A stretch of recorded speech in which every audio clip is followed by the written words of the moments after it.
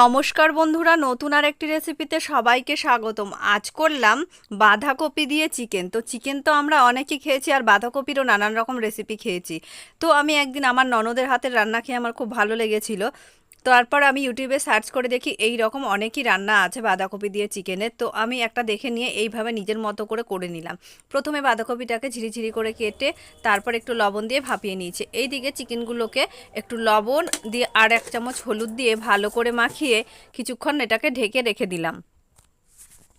ভিডিওর প্রথমেই বলি বন্ধুরা, তোমরা যারা ইউটিউব থেকে দেখছো তারা অবশ্যই চ্যানেলটিকে সাবস্ক্রাইব করে পাশে থেকো, আর যারা ফেসবুক থেকে দেখছো তারা কিন্তু ফলো, লাইক, কমেন্ট, শেয়ার করে আমার পাশে থেকো। বাঁধাকপিটা আমার মোটামুটি ভাপানো হয়ে গেছে, আমি জল ঝরিয়ে এখানে রেখে দিলাম। আর এইদিকে একটি কড়াই গরম করে তার মধ্যে আলুগুলো ছোট ছোট করে কেটে নিয়েছি। এইগুলোকে এবার 1 চামচের মধ্যে লবণ দিয়ে দেবো, দিয়ে এটাকে ভালো করে ভেজে নেব। আর আলু ভাজার সময় অবশ্যই গ্যাসের আঁচটাকে কমিয়ে রাখতে হবে। তারপর নেড়েচেড়ে আস্তে আস্তে করে আলুগুলো ভাজবো। আর একটু ঢেকে দিলাম, আবার ঢাকনা তুলে দেখছি লালচে ভাব হয়েছে, একটু নেড়েচেড়ে আবার ঢেকে দিয়ে আবার দেখছি পুরোপুরি ভালোভাবে ভাজা হয়ে গেছে। তো এই রকম লাল লাল হয়ে আসলে তবে আমি আলুগুলোকে তুলে নেব, যেমনি করে আমরা মাংসের আলু ভাজি সে তেমন করেই। আর এইদিকে আমি শুকনো লঙ্কা, দারচিনি, এলাচ আর কিছুটা গোটা জিরে ফোড়ন দিয়ে দিলাম। আর এখানে 150 গ্রাম মতো পেঁয়াজ কুচি আছে। পেঁয়াজটা ভাজার জন্য আমি 1 চামচ মতো লবণ অ্যাড করে দিচ্ছি।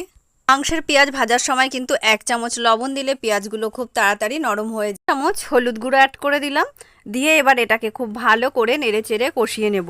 বেশ ভালোভাবে যখন পেঁয়াজটা গরম হয়ে যাবে তখন এর মধ্যে 2 চামচ মতো আদা বাটা দিয়ে দিলাম, 2 চামচ মতো রসুন বাটা দিয়ে দিলাম।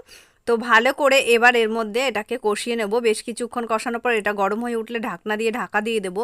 5 মিনিট পর ঢাকনাটা তুললাম। ঢাকনা তোলার পর দেখছি সবগুলো মোটামুটি নরম হয়ে এসছে। আবার একটু নেড়েচেড়ে 1 চামচ জিরে গুঁড়ো অ্যাড করে দিলাম, 1 চামচ লঙ্কা গুঁড়ো অ্যাড করে দিলাম। এবার ভালো করে এটাকে কষিয়ে আবার কিন্তু আমি 2-3 মিনিটের জন্য এটাকে ঢেকে দেবো। খুব সুন্দর একটা কালার এসে গেছে এর মধ্যে।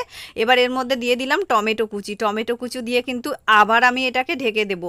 এটাকে নাড়িয়ে এইভাবে মিশিয়ে দিলাম, এবার ঢেকে দিলাম। এখানেও 2-3 মিনিট ঢাকনা দেওয়া ছিল, তো টমেটোটা নরম হওয়ার জন্য আমি ঢেকে দিয়েছিলাম।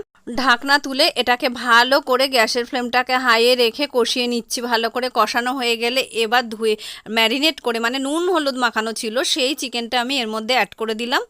তো এবার এটাকে কিন্তু গ্যাসের আঁচটা কিন্তু বাড়ানোই থাকবে, এইভাবে কন্টিনিউ নেড়ে যেতে হবে। খুব ভালোভাবে গরম হয়ে উঠলে আমি মিনিট 15 জন্য এটাকে কিন্তু আবার ঢেকে দিয়েছিলাম।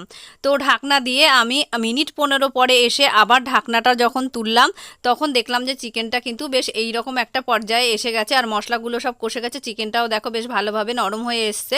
তো এই রকমভাবে যখন আর একটু কষিয়ে নেব, তো যখন এই রকম একটা পর্যায়ে আসবে আলুগুলোকে দিয়ে আবার নেড়েচেড়ে ভালো করে আলুগুলো মিশিয়ে আবার ঢেকে দিয়েছিলাম। এই রান্নাটা কিন্তু ধৈর্য ধরে এইভাবে আস্তে আস্তে করে করতে হবে, আর সময়ও কিন্তু একটু বেশিই লাগবে। তো এগুলো কষানো হয়ে গেলে এবার সেই জল ঝরিয়ে রাখা ভাপানো বাঁধাকপিটা কিন্তু এর মধ্যে আমি অ্যাড করে দিলাম। তোমরা চাইলে ভেজেও নিতে পারো বাঁধাকপিটাকে আলাদা করে, কিন্তু আমার কাছে এটাই সুবিধা মনে হয়েছে তাই আমি এটাই করলাম। তো এইবার এটাকে মাংসের সঙ্গে ভালো করে কন্টিনিউ কষিয়ে যেতে হবে। আর স্বাদের জন্য অবশ্যই মিষ্টি, এটাতে একটু মিষ্টির পরিমাণটা বেশিই লাগলো। তো ভালো করে এইভাবে, আর গোলমরিচের গুঁড়ো আমি 1 চামচ অ্যাড করে দিলাম।